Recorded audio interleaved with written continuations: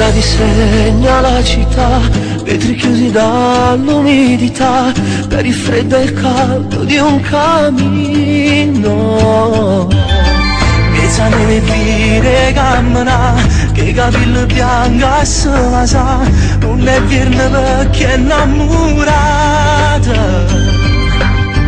Quando guardi un cielo stanno là, sfogliano il vetrino va cattà, fanno tarda sera perché a scuola non si va.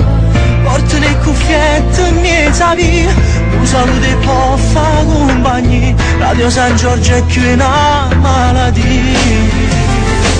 A Natale, guarda che non è mai notte, si è Natale, che se ritorni una frullata, e poi in magazzino, guarda che se vengono bene. A Natale, pure guerre fanno pace, se è Natale, e ti fai compagna un'ustina, si darà una cartolina, scritta chi te può vicina. La storia più luce rintanata, quando non vuole si risente, la nebbia che nasconde tanta lacrima, quando non vuole si risente pazzi, e di casi mi di sta città, c'è sta la radio che mi è mamma, come San Giorgio ci può fare suonare.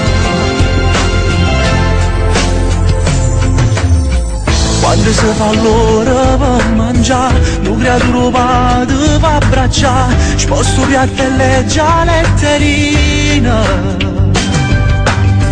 Troppa mezzanotte può entrare, vivo una famiglia persa già, e si addorma in coppa una panchina.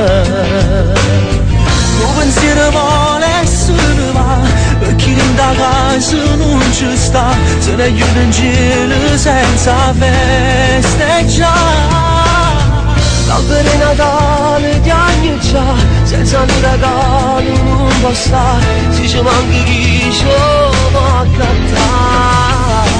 A Natale, pare che non è mai notte, se è Natale, che se ritornano a frullare, e poi in dei magazzini, pare che si vengono bene.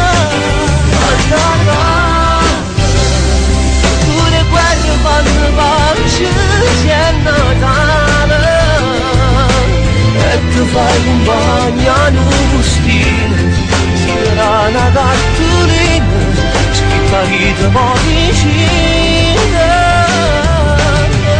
La stella più luce dall'anima, sente voci, a nebbia che nasconde tanta lacrima, quando lo guardi si sente impazzire, e di casi per di sta città, ci sta una radio che mi è mamma, come San Giorgio ci può far suonare.